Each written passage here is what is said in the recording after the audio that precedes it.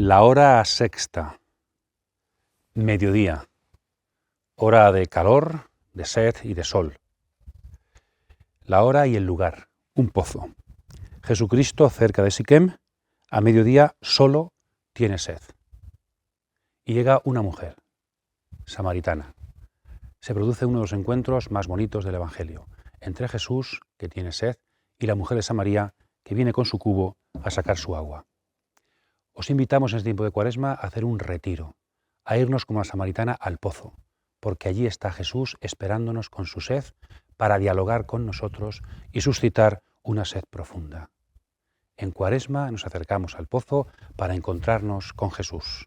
Bienvenidos.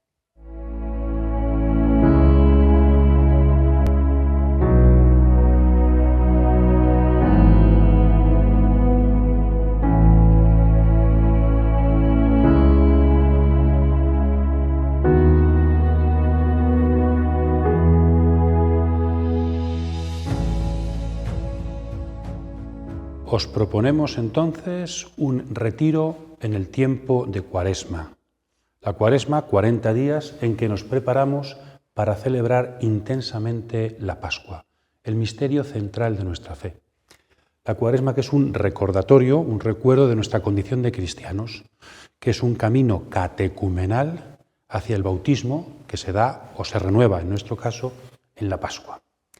Ya sabéis que hay como 3 símbolos fundamentales en la Cuaresma para los catecúmenos, para los que se van a hacer cristianos y para nosotros, que son el símbolo del agua, de la luz y de la vida, y que se leen 3 textos durante 3 domingos de la Cuaresma. El primero, el agua, tiene que ver con la samaritana, y se lee el texto del capítulo 4 de San Juan. La luz es el ciego de nacimiento, el capítulo 9 de San Juan, y la vida, resurrección de Lázaro, capítulo 11 de San Juan. Cuando comenzamos los vídeos al principio de la pandemia, ya hicimos 2 vídeos de formación sobre el ciego de nacimiento y Lázaro. Os invitamos también durante esta Cuaresma a poder revisionarlos para también hacer alguna reflexión sobre ellos. Hoy, para terminar, vamos a centrarnos en el texto de la samaritana, Juan capítulo 4, con el símbolo bautismal del agua. Y os invitamos a hacerlo más que desde el punto de vista de la formación, desde el punto de vista de la oración. Vamos a repasar el texto como cristianos que quieren renovar su relación con el agua, su relación con el bautismo. Esa agua, veremos, que brota del costado de Jesucristo. Entonces, situación, diríamos, litúrgica, contexto histórico cristiano de este retiro de Cuaresma. Somos aquellos que se preparan para recibir el agua, para abrirse a la luz y para despertar para siempre a la vida. Y, metiéndonos ya en el texto, Juan capítulo 4, hacemos una pequeña introducción narrativa, el contexto literario del texto que os invitamos a rezar.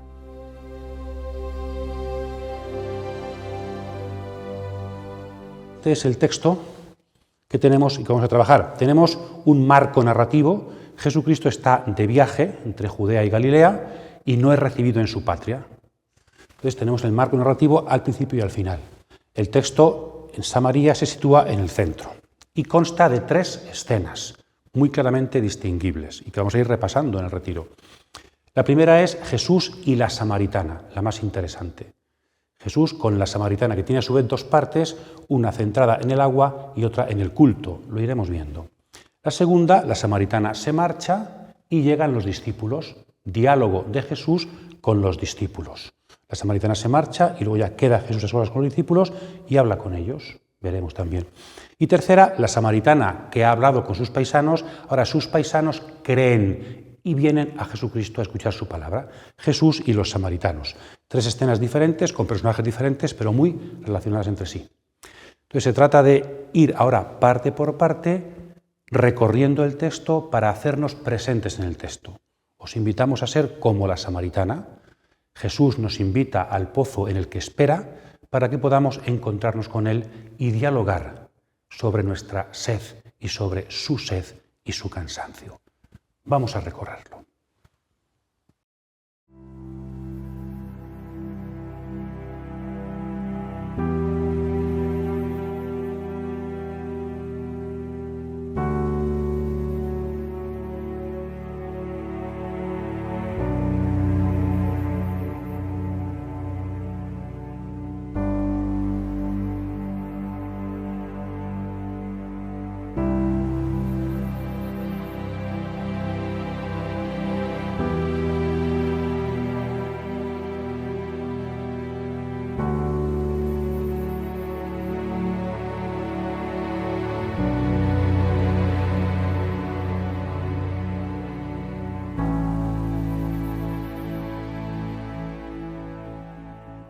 Llegó a un pueblo de Samaria llamado Sicar, cerca de la heredad que Jacob legó a su hijo José.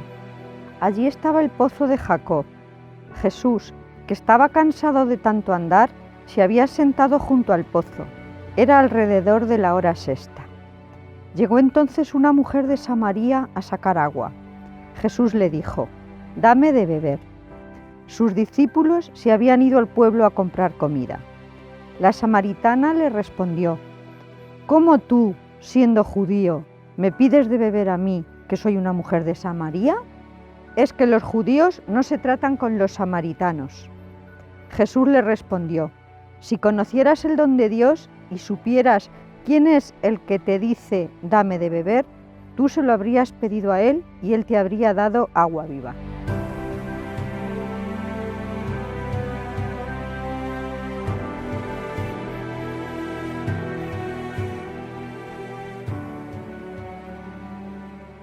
Vamos a meditar entonces sobre la primera escena. Antes de nada, el versículo 5 nos sitúa geográficamente dónde estamos y a qué hora estamos, ¿no? La situación geográfica es importante porque nos ayuda a darle un tono bíblico a la escena. Se habla que Jesús está en Samaria, en un pueblo llamado Sicar, junto a una heredad que Jacob dio a su hijo José, en un pozo. Y es la hora sexta. Bien, con todo esto, especialmente el tema de Jacob y de José, son los temas patriarcales, pero sobre todo nos recuerda el tema del pozo a las veces que aparecen los pozos en el Antiguo Testamento. En el caso de Isaac, donde su mujer Rebeca va a ser conocida en un pozo, también el mismo Jacob conoce a Raquel en un pozo, también Moisés conoce a su mujer en el Éxodo en un pozo. Eso por un lado, ¿no? Las escenas de pozo son escenas esponsales, lo cual nos dice que esta escena junto a un pozo va a ser también una escena esponsal. Y también aparece el pozo en el libro de los Números, una fuente de la roca que la tradición ha interpretado como una roca que se movía por el desierto y donde brotaba agua, el agua de la ley de la Torá para el pueblo. Entonces, en el fondo tenemos los patriarcas y escenas esponsales y el pueblo cansado del camino que necesita de beber, necesita agua, y Dios, por medio de Moisés, le va a dar el agua al pueblo. Este es el fondo principal, yo creo, bíblico de esta escena, que nos ayuda a ponerle tono, a saber de qué se va a hablar en el texto. Después el tema de Samaria y los samaritanos. Los judíos no se hablan con los samaritanos. Aunque estemos en un retiro, sí a lo mejor es bueno que sepamos qué es esto. Samaria, para entender esta división habría que irnos al cisma, ¿verdad?, entre el norte y el sur, el año 931. El hijo de Salomón, Roboam, que rompió con Jeroboam en el norte. Después, en el siglo IX, Omri, un rey del norte, funda la ciudad de Samaria. Y después, en 722, el reino del norte, Samaria, es destruido para siempre. Y van a vivir allí, Segunda Reyes 17, pueblos extranjeros, y empieza ya a ser una... Los judíos piensan que es un reino ya, una zona como muy paganizada, ¿verdad? Nunca se reconstruye el reino de Samaria, el reino de Israel, y poco a poco la división se va haciendo mayor. En la época de Alejandro Magno, en el siglo IV, se construye un templo, un poquito después, época helenística, que además era un templo diferente al de Jerusalén, desde aquí lo entendemos. Entonces va a haber una rivalidad y los judíos, después de tanta historia separados, se consideran distintos a los samaritanos no son judíos de verdad. Entonces ha habido una ruptura que ha tenido varias etapas y en tiempo de Jesús esa ruptura es hasta traumática. Ha habido ataques de samaritanos a judíos, ha habido asesinatos, destrucción del templo samaritano por parte de los judíos. Entonces es una historia dramática en la que la división es fuerte y con muchas heridas. Es el trasfondo del encuentro entre una mujer samaritana y Jesús judío. Y con este contexto de fondo avanzamos y vemos que es la hora sexta, lo cual también nos dice que es mediodía, si se contaban las horas a partir de las 6 de la mañana, 6 y 6, 12, a partir de la madrugada. Entonces es la hora del mediodía, la sed, el cansancio, y también, como luego veremos, nos pone esta escena en relación con otra hora sexta que se nos dirá en el capítulo 19, cuando Jesús es juzgado por Pilatos para morir en la cruz. Una hora sexta, Samaria, otra hora sexta, la cruz. Estamos en Cuaresma. Nos preparamos en esta primera hora sexta con la samaritana en el pozo de Siquem para prepararnos a la hora sexta definitiva de Jesucristo ante la cruz.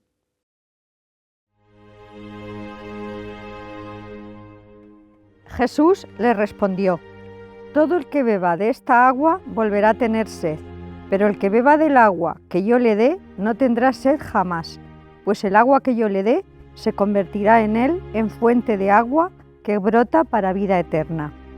Le dijo la mujer: Señor, dame de esa agua, para no volver a tener sed y no tener que venir aquí a sacarla.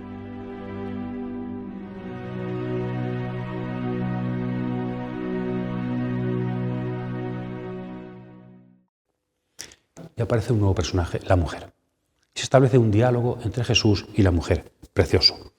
Jesús toma la iniciativa y no empieza dando, sino pidiendo: dame de beber. Esta expresión rara en griego, más bien se diría dame un poco de agua, nos recuerda dame de beber a las quejas de los judíos en el desierto saliendo de Egipto. Danos de beber, recordemos lo que hemos dicho antes del texto, ¿verdad?, de la fuente. Entonces parece como que Jesucristo, cansado, pidiendo de beber, está haciendo propia la experiencia del pueblo de Israel en el desierto.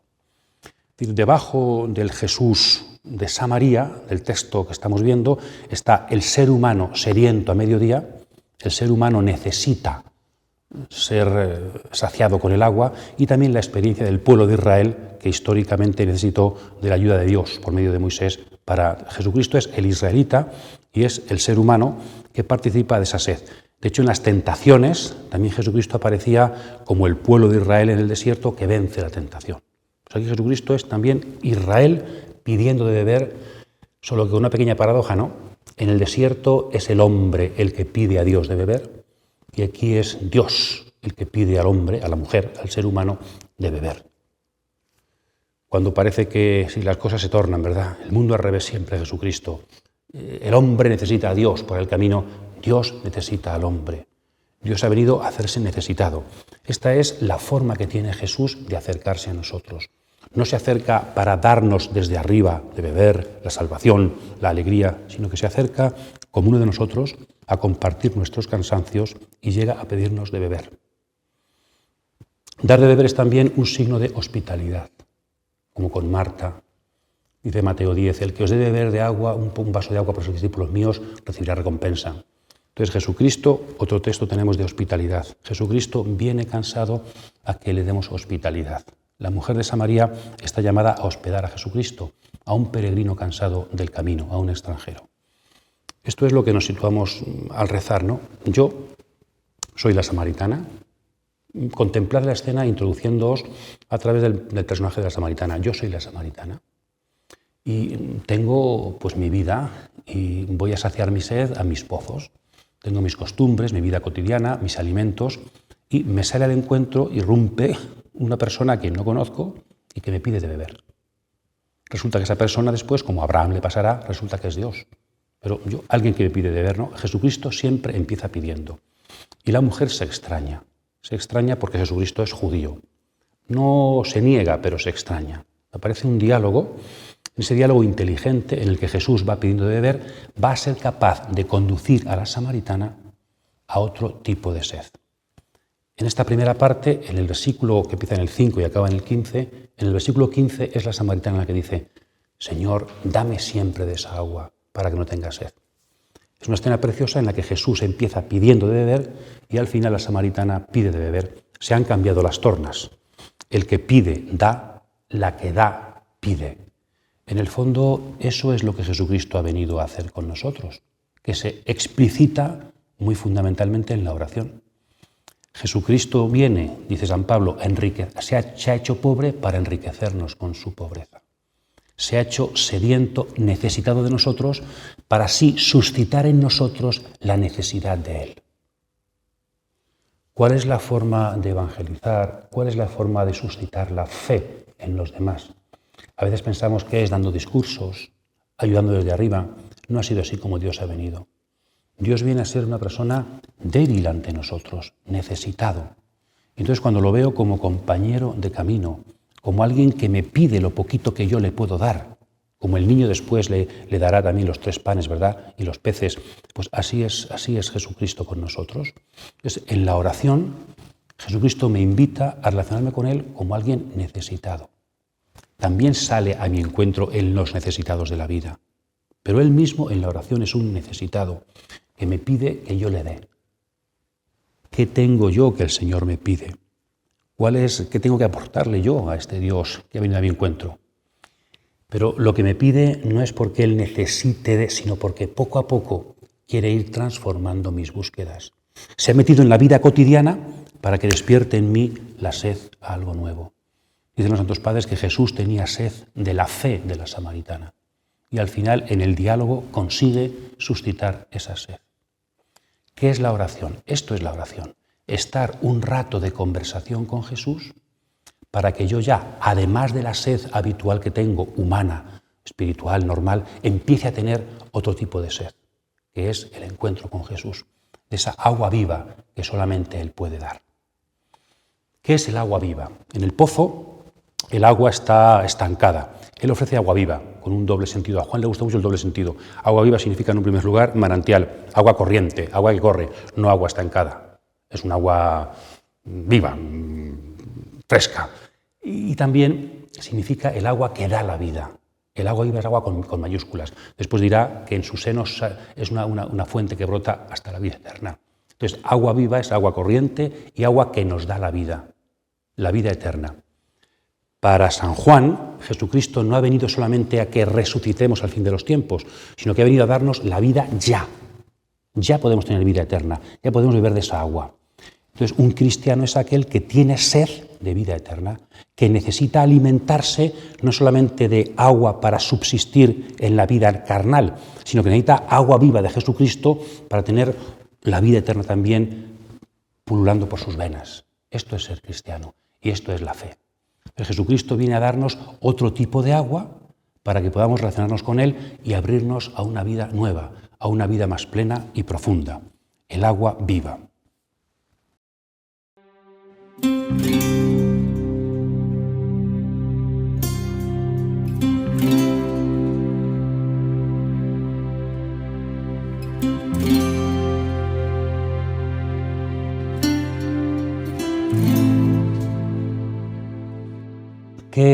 ¿Cuál es el referente del agua viva? En la Edad Media se consideraba que era la gracia santificante, la que se nos da en los sacramentos. Y en el texto de Juan, ¿qué significa el agua viva? Pues seguramente significa dos cositas, dos dimensiones importantes. La primera, la más histórica, la más relacionada con aquel tiempo, con el mundo judío. El agua para los judíos es la Torá, la ley, que alimenta al pueblo en el desierto. Pues el agua viva es la revelación que Jesús nos viene a traer, el conocimiento de Dios. Jesucristo ha venido a que conozcamos a Dios para que lo amemos, a que miremos el mundo de otra manera, a que conozcamos el fondo de las cosas. Nos da una perspectiva nueva sobre lo real, sobre lo divino y lo humano. Esto es el agua viva. Entonces, tenemos sed de conocimiento, queremos conocer y vivir a Dios, un conocimiento profundo, no intelectual solo, conocimiento profundo, que es lo que Jesucristo ha venido a revelarnos. A Dios nadie lo ha visto jamás, Juan 1,18. El Hijo que está en el seno del Padre nos lo ha contado. Esto es el agua viva, la revelación que Jesús nos trae de parte de Dios. Y también puede significar el agua como signo. En el capítulo 7 de Juan se dirá que es el Espíritu Santo, el Espíritu de Dios. El agua viva es el Espíritu.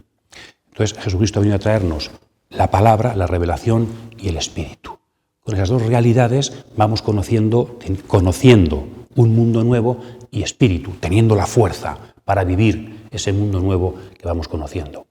Entonces, ser cristianos es recibir el agua viva que Jesucristo ha venido a traer. El símbolo del agua, en la Biblia y en el mundo humano, tiene como tres dimensiones fundamentales. La primera es el agua sirve para limpiar. Agua viva, nos bañamos, nos limpiamos, el bautismo. También yo, Señor, vengo a rezar para limpiarme. Quiero que tu agua limpie mis pecados, me haga como un niño, ¿verdad? Carne limpia. En segundo lugar, el agua es fundamental para la vida eterna, pero la vida física. No se puede pasar mucho tiempo sin beber agua. Solo donde hay agua, en Marte están buscando, ¿verdad? Solo donde hay agua puede haber vida. Limpieza y vida, fundamental. Y en tercer lugar, también tiene un significado el agua de frescura, de descanso. El Salmo 23, en verdes praderas me hace recostar, me conduce hacia fuentes tranquilas. Y aquí también Jesús está cansado a mediodía. Entonces, esa dimensión, que es menos importante, pero también es muy significativa. El agua me da descanso. Entonces, ¿a qué vengo también yo a la oración? a ser limpiado, a beber para tener más vida y también a descansar con Jesucristo, a refrescar mi vida, que está muy acalorada, muy caliente. Entonces el Señor quiere, como la samaritana también, dialogar conmigo para suscitar en mí esa sed del agua que me calma, que me llena y que me da vida eterna. Y se convierte, dice, para quien pide esa agua, se convertirá en sí mismo en una fuente. Ya el creyente no solamente bebe, sino que se convierte en fuente. Fuente para poder beber él y también hacer beber, como veremos después en los samaritanos, hacer beber a los demás. El creyente bebe y se hace fuente con Jesucristo. Y hay personas que viendo la sed que tiene, también son capaces de beber en él, ¿no? Él también se convierte como Jesucristo en aquel que suscita la sed en los demás y que les transmite la sed, el agua de Jesucristo, el agua del conocimiento y el agua del Espíritu.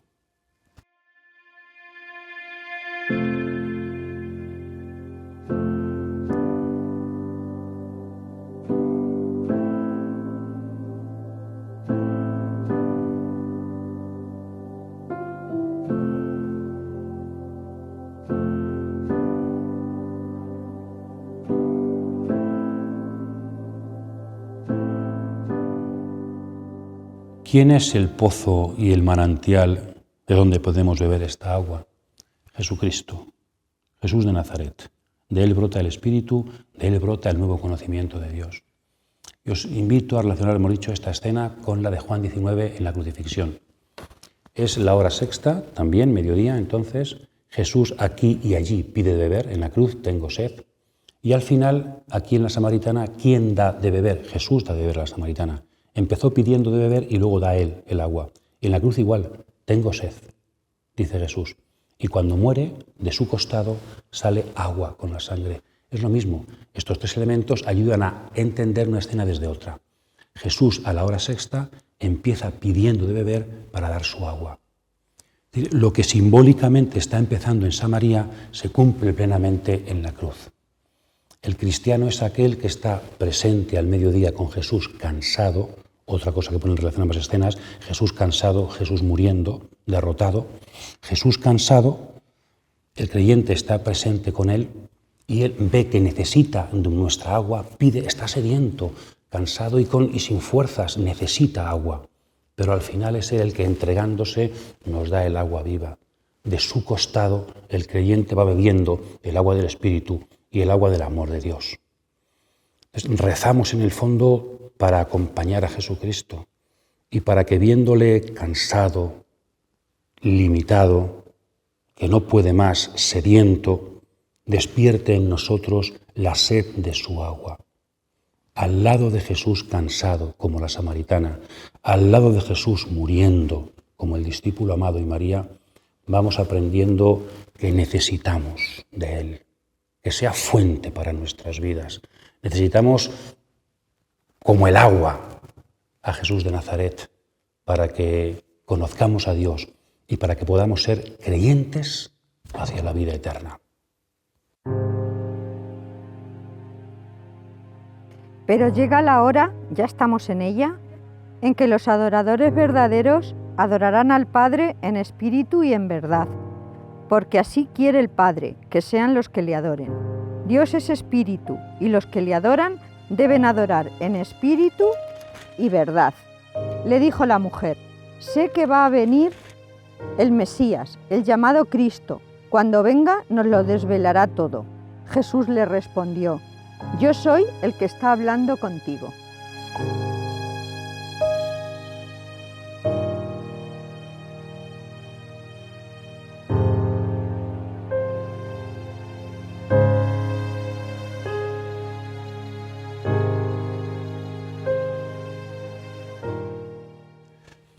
La primera parte del texto ha terminado con Señor, dame siempre de esa agua. Al final, a eso venimos, Señor, has despertado nuestra sed. Y pasamos ahora a la segunda parte del texto, a partir del versículo 16, ve y llama a tu marido. 5 maridos, el de ahora no es el tuyo. Tenemos aquí una cuestión que tiene que ver con el culto. Los samaritanos, dice un texto de Flavio Josefo, que daban culto a 5 dioses, se habían paganizado, hemos dicho antes, ¿verdad? Y entonces podía haber aquí una referencia, Baal, el culto al dios Baal cananeo. Baal significa marido también. Aquí hay un trasfondo de los profetas en que nos dicen que Israel se ha prostituido porque se ha ido detrás de los Baales y ha dejado a su marido, que es Yahvé, el Dios verdadero. Entonces, debajo de los maridos, debajo de la cuestión afectiva, está la cuestión religiosa. Por eso el culto aquí o en Jerusalén. Entonces, el tema del culto es importante. Pasamos del tema del agua al tema del culto. Pero también es importante el tema afectivo. Es decir, la mujer no está casada. La mujer ha estado buscando, de alguna forma, pasamos a otro nivel de la sed. Es decir, ¿qué es tener sed? Una de las principales formas de beber y de sed en nuestra vida es lo afectivo. Entonces, ¿por qué la mujer ha tenido 5 maridos? Seguramente porque no ha satisfecho su sed. Está buscando afectivamente dónde encontrar, saciar su pasión, su sed, su deseo de ser amada. Entonces, pasamos aquí eso al tema afectivo, ¿no? Yo creo que esto es una de las cosas más importantes que os invito a reflexionar y a poner delante de Jesucristo en vuestra vida. Hay por ahí una reflexión muy interesante que dice lo siguiente, ¿no? La mujer siempre responde a Jesús con evasivas. ¿Cómo tú, siendo judío, me pides a mí que soy samaritana? Es un problema, diríamos, político, religioso, étnico. El problema es otro. Jesús le pide beber y ella sale por un problema que no viene a cuento, ¿no? Después le dice, yo te daré de beber. Pues si no tienes cubo, dice la samaritana, un problema práctico. No tienes cubo, no puedes darme de beber. Bueno. Y después le plantea otra pregunta, otro problema a la samaritana, y es, ¿dónde hay que dar culto? ¿En el monte Garizim, en Samaria, o en el monte Sión, en Jerusalén? Problema litúrgico.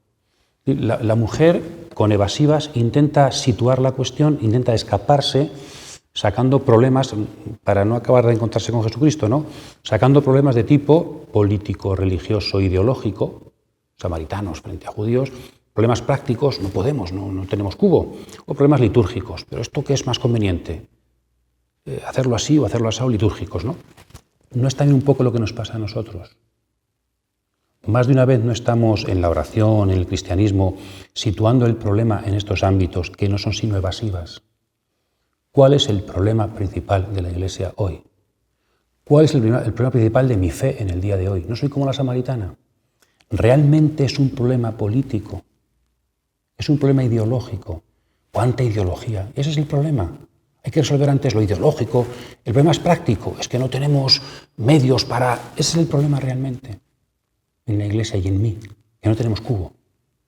O es un problema litúrgico. Habría que ver si esto es así o es... Ese es el gran problema de la Iglesia. Y tenemos que estar dándole vueltas y discutiendo para... Y entonces, frente a las evasivas, Jesús le dice, llama a tu marido. Y dice la samaritana, no tengo marido. Ahí has dicho la verdad. Por fin hemos entrado en el problema. Jesús ha tocado la herida. El problema que la samaritana tiene, y quizá que la Iglesia tiene, y quizá que yo tengo, no es un problema ideológico fundamentalmente, un problema práctico de medios, un problema litúrgico, sino un problema afectivo. Tenemos que atrevernos a entrar en la dimensión afectiva de nuestros problemas, de nuestra fe. Entonces, cuando reconocemos que todo lo que se manifiesta por fuera, a veces las discusiones litúrgicas brotan de un problema afectivo profundo que está sin resolver. Las discusiones y divisiones ideológicas en la Iglesia, o espirituales o prácticas, brotan de un problema afectivo que está sin resolver. Entonces Jesucristo ha venido a entrar y resolver nuestra afectividad. Y por eso al final la samaritana, cuando transmitirá el encuentro con Jesucristo, no va a decir a sus paisanos, mirad, he encontrado a uno que ha resuelto el problema práctico de cómo sacar agua sin cubo. No dice eso. Ni tampoco he descubierto a quien me ha explicado y me ha convencido de qué liturgia es la más conveniente. La de Garizim, la de Jerusalén. No dice eso. O aquel que ha resuelto el problema ideológico entre samaritanos y judíos. No dice eso. He encontrado a un hombre que me ha dicho todo lo que he hecho. ¿Será el Mesías?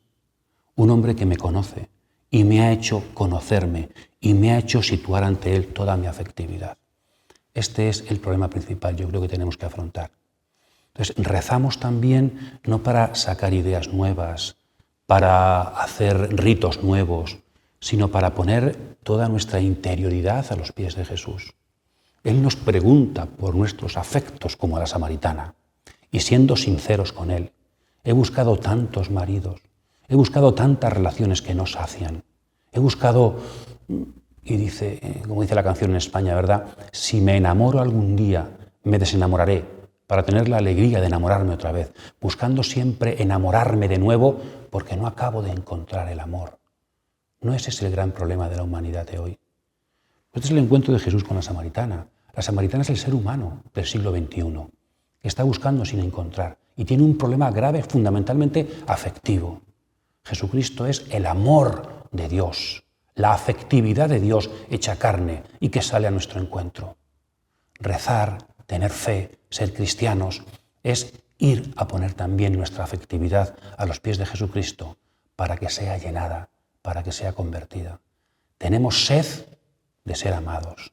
Y el agua que Dios nos da, el agua viva, es el agua de su amor, que llena nuestra afectividad y le da un nuevo tono y una nueva fecundidad. Pues dichosos nosotros si vamos superando las respuestas evasivas, las preguntas retóricas, y situamos el problema donde está. Dejemos que Jesucristo nos pregunte sobre mis afectos, nos pregunte sobre los problemas profundos que tengo, para que así, en diálogo con Él, vayamos encontrando el amor de nuestras vidas. Esto es la oración, esto es la fe.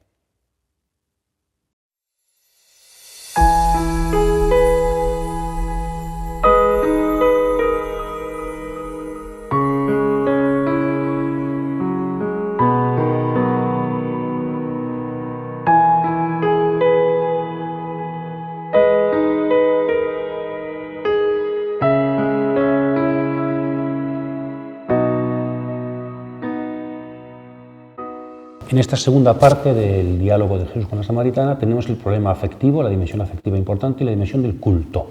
El culto. Dios quiere que tengamos relación con Él, eso es el culto. El culto no es una cuestión física, es una cuestión de relación con Dios. ¿Qué tipo de culto quiere Dios? Dios es espíritu, entonces ¿qué quiere? Un culto espiritual.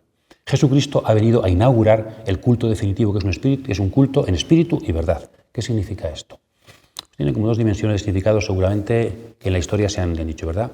Se puede decir con minúsculas o con mayúsculas. Con minúsculas, culto en espíritu y verdad. Es un culto espiritual y auténtico. Es decir, no es un culto exterior. Entendamos esto bien. Culto espiritual no significa culto simbólico, imaginativo, en el que no hay nada físico, no. Ese concepto de espiritual en la Iglesia creo que ha hecho mucho daño. El culto espiritual, dice la carta a los Hebreos, dice San Pablo, el objeto del culto espiritual es nuestro cuerpo. Cristo se ofreció su cuerpo, ese es el culto espiritual.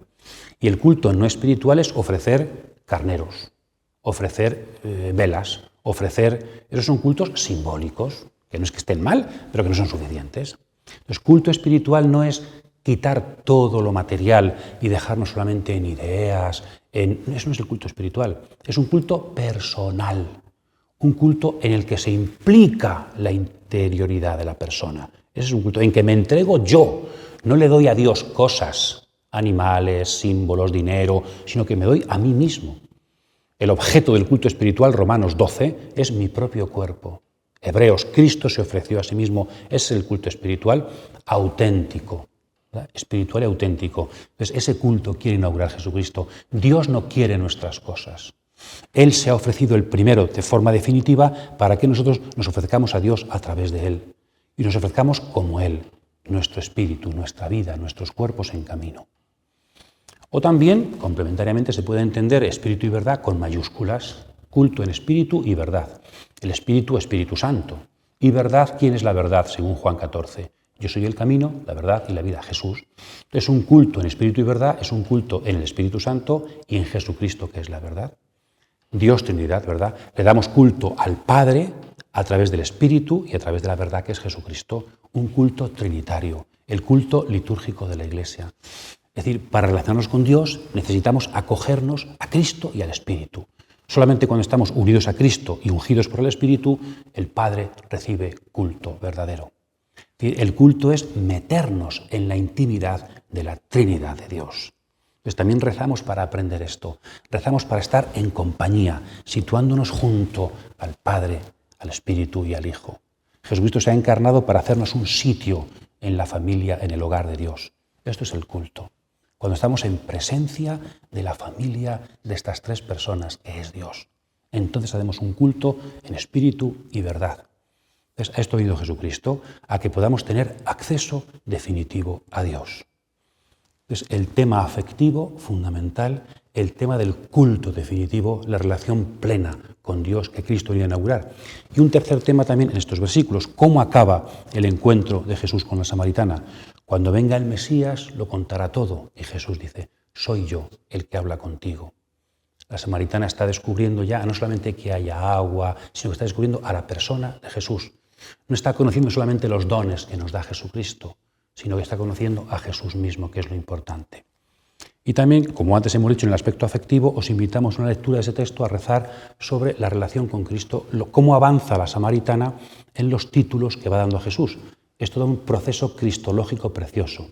Fijaos, primero dice, ¿cómo tú siendo judío? ¿Qué es Jesús para la samaritana? ¿Un judío? ¿Es un judío? Después le pregunta, pues ¿quién eres tú para darme esa agua? ¿Eres tú más que nuestro padre Jacob? Una ironía, ¿verdad? Está diciendo en el fondo una verdad. ¿Eres más que Jacob, nuestro padre? Después, Señor, veo que eres un profeta, porque me estás diciendo, ya, es un profeta. Y después le dice, el Mesías vendrá, soy yo. Un judío, eres más que Jacob, un profeta, el Mesías. Y al final del todo los samaritanos dirán, tú eres el Salvador del mundo, el único Salvador del mundo, el único que puede transformar y salvar al mundo. En aquella época, el Salvador del mundo, como veremos, se aplicaba a los emperadores, tú eres el único. Entonces, todo un proceso cristológico. ¿Quién es Jesucristo? Puede ser un simple judío, un varón judío que está ahí sediento, o puede ser el Salvador del mundo. ¿Qué es rezar? ¿Qué es ser cristiano? Ir pasando también nosotros de un conocimiento exterior de Jesucristo. ¿Jesucristo es un judío? Sí, pero es algo más, ¿no? Entonces, poco a poco, según dialogamos con Él, según vamos expresando nuestros afectos, según vamos escuchando su palabra, según pasamos tiempo con Él, afectuoso, agradable, vamos conociéndolo. Desde un judío que salió a mi encuentro hasta el Salvador del mundo. La oración y la fe es un proceso de conocimiento paulatino y progresivo de Jesús de Nazaret. La samaritana, leed también si queréis en este retiro esto, nos ayuda a entender esto. ¿Voy yo conociendo un poquito más a Jesucristo? ¿En qué etapa estoy ahora mismo de mi cristología existencial?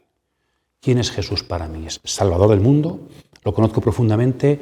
¿O estoy todavía preguntándome quién será más que Jacob? Rezamos para conocer a Jesucristo y solamente el contacto con Él, el diálogo íntimo y personal con Él, nos va haciendo conocer quién es Jesús de Nazaret.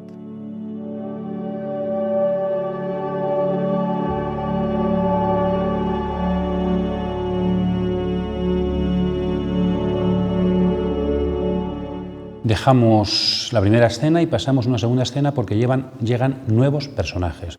Los discípulos que se habían marchado al pueblo a comprar de comer vuelven y se extrañan ver a Jesús con la samaritana, pero no dicen nada. Entonces la samaritana se va. Presencia de los discípulos, la samaritana se va a anunciar lo que ha vivido, ¿no? Mientras anuncia, la escena cambia y nos centra en Jesús y sus discípulos. Vamos a dar yo, sobre todo, dos principales reflexiones sobre esta escena de Jesús con los discípulos. Primera, la samaritana se va y se deja el cubo. El cubo era un problema para ella y ahora se va sin cubo ella misma. Claro, ya no hay que sacar agua del pozo, sino que ahora quien da el agua es Jesús. Es más, el agua se convierte en quien la bebe en un surtidor pleno, en una fuente plena en su propio corazón, en su propia vida. La samaritana ya no necesita cubo porque ha encontrado a Jesús y porque ella misma puede convertirse en fuente para sus paisanos, los samaritanos. Ella es cubo ya, ella es fuente, porta el agua de Jesús a sus queridos compañeros, a sus queridos paisanos de Samaria. Entonces también otra reflexión aquí entre nuestros retiros y nuestra oración. La pobreza no también tiene que ver con esto. ¿Cuántas cosas no necesitamos a la hora de transmitir nuestro testimonio?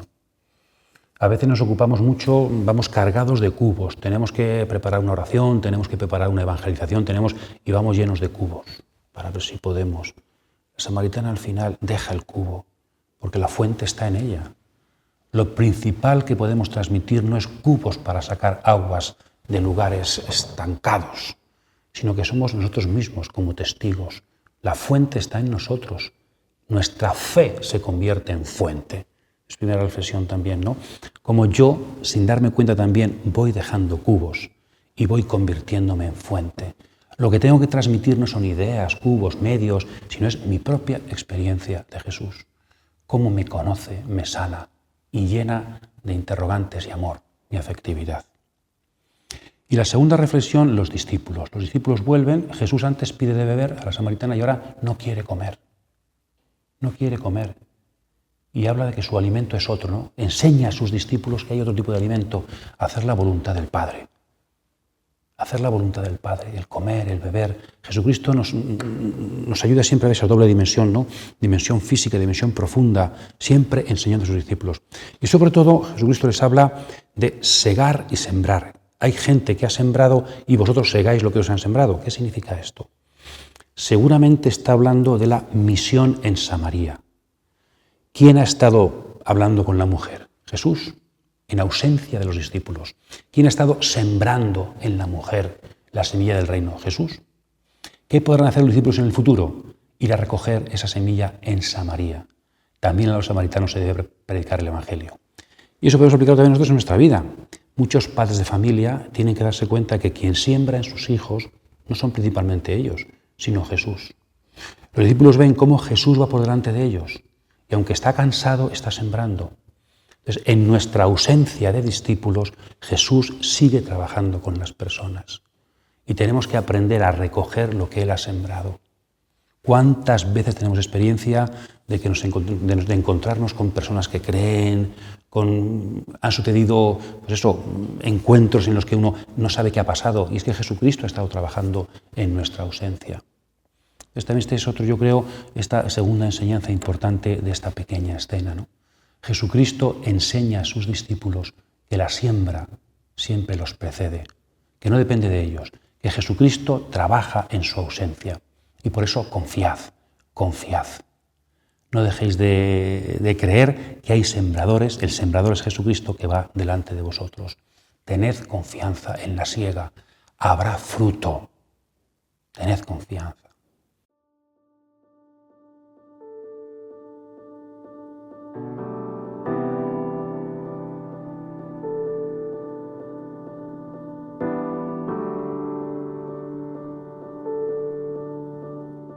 Muchos samaritanos de aquel pueblo creyeron en él por las palabras de la mujer que atestiguaba: «Me ha dicho todo lo que he hecho».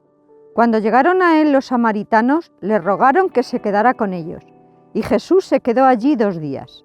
Fueron muchos más los que creyeron por sus palabras, y decían a la mujer: «Ya no creemos por tus palabras, pues nosotros mismos hemos oído y sabemos que este es verdaderamente el Salvador del mundo».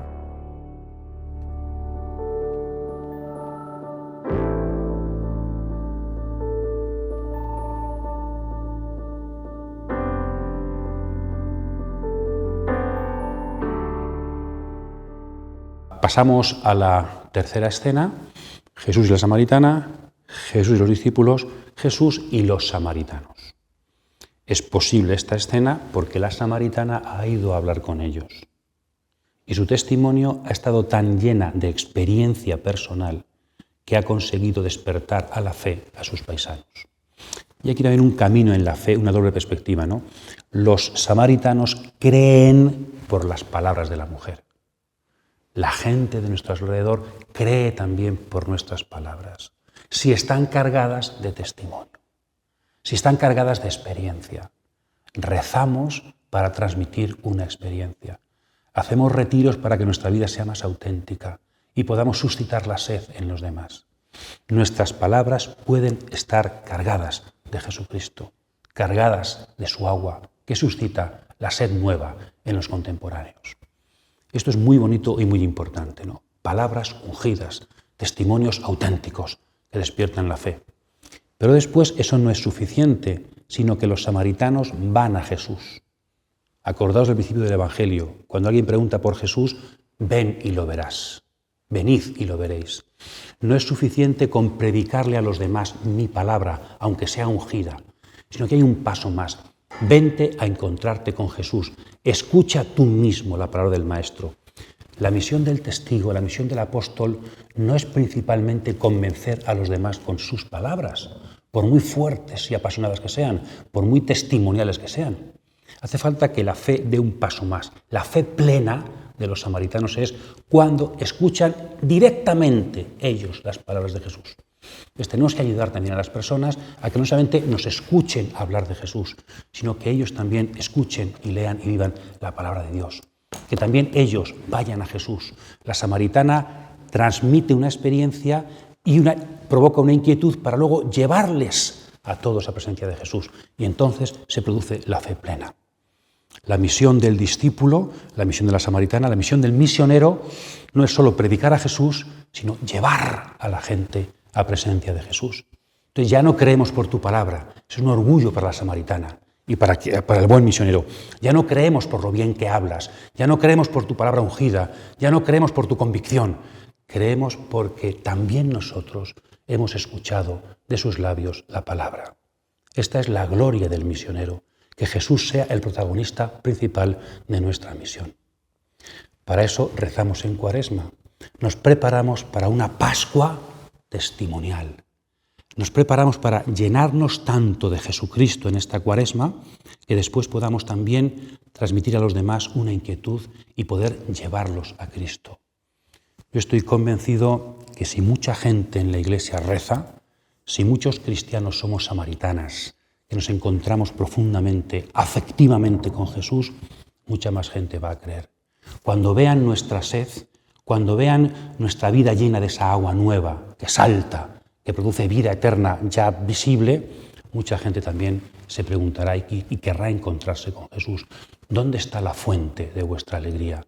¿Dónde está el pozo donde bebéis esa inquietud y esa vida plena? Y podremos llevarles a Jesús. De esta forma, el retiro, la oración, se convierte en misión, para que también otros, como yo, puedan rezar y tener la experiencia preciosa y profunda de escuchar de labios de Jesús el amor de Dios, de recibir de labios de Jesús, de su costado abierto, el agua nueva que sacia y salta hasta la vida eterna. Feliz oración, feliz encuentro, feliz misión.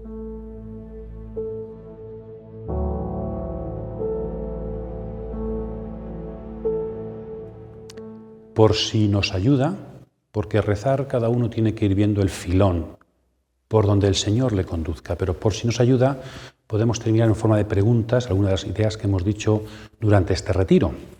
Por ejemplo, el tema del pozo. La samaritana se encontró con Jesús cuando ella iba al pozo.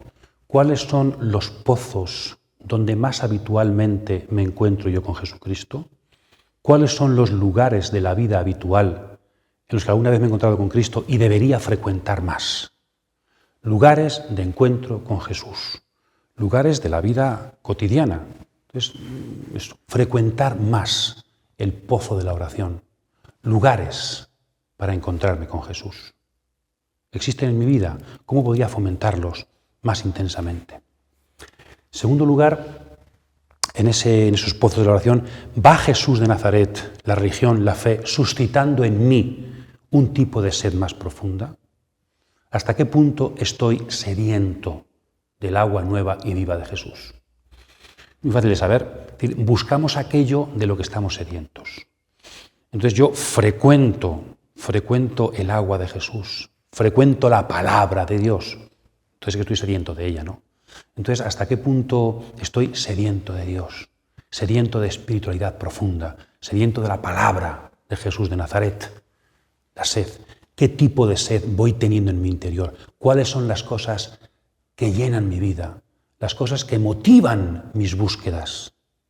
Si me he encontrado con Jesús, seguramente Él está evangelizando la sed más profunda de mi vida. En tercer lugar, ¿qué relación tiene la fe con mi afectividad? ¿Es mi fe una cuestión teórica e ideas? ¿Es una cuestión solamente práctica de moral, actos, cumplimiento? ¿Es una cuestión solamente ritual de costumbres tradicionales, abuelos, padres, lo que folclore, o es una cuestión que tiene que ver con mis afectos, con mi corazón, con mis entrañas, con mi afectividad, con mis sentimientos. ¿Hasta qué punto eso, mi fe es auténtica? Mi fe la he personalizado. Si no es que mi oración es un poquito, si la oración no me llega al afecto, no llega a mi sensibilidad, pues me falta, ¿verdad? Relación entre fe y afectividad. Jesús como el amigo, como el amado, el amor como esencia de mi religión. Después, ¿qué tipo de culto? Culto en espíritu y verdad. ¿Qué tipo de culto frecuento yo? Quizá no todo tipo de culto vale. En el Monte Garicín, pues no está mal, dice Jesús, pero un culto nuevo. Quiero un culto nuevo. ¿No debería también Jesús evangelizar nuestros cultos y nuestra religiosidad? ¿No debería hacerla más espiritual y más verdadera? Ese culto nuevo está ya empezando en nuestra iglesia, está ya empezando en mí mismo. ¿Qué tipo de culto y qué tipo de religiosidad vivo? La oración tiene que ayudarme a que cada día sea un culto en espíritu y verdad.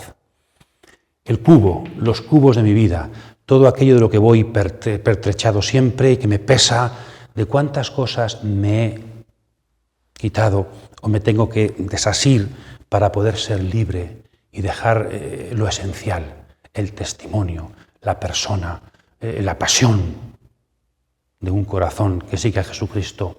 ¿Qué cubos debería yo vivir menos pendiente de ellos para vivir pendiente de la persona de Jesús y de mi propia persona como testigo de su amor?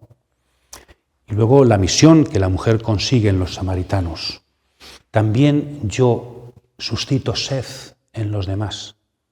También yo ayudo a que los demás se encuentren con Jesús y caminen al pozo donde Él los espera. Yo quiero que los hermanos también se encuentren con Jesús. La experiencia es tan fuerte y tan importante para mí que no puedo dejar de querer que las personas, también mis seres queridos, vayan con Jesús. Entonces, el aspecto misionero de la oración, el aspecto misionero de la Cuaresma, transmitir experiencia, transmitir inquietud, que el pozo en el que yo he estado, también mucha gente pueda ir para que descubra las fuentes de agua viva que solo el Maestro de Galilea, sediento y cansado entre nosotros, nos puede regalar.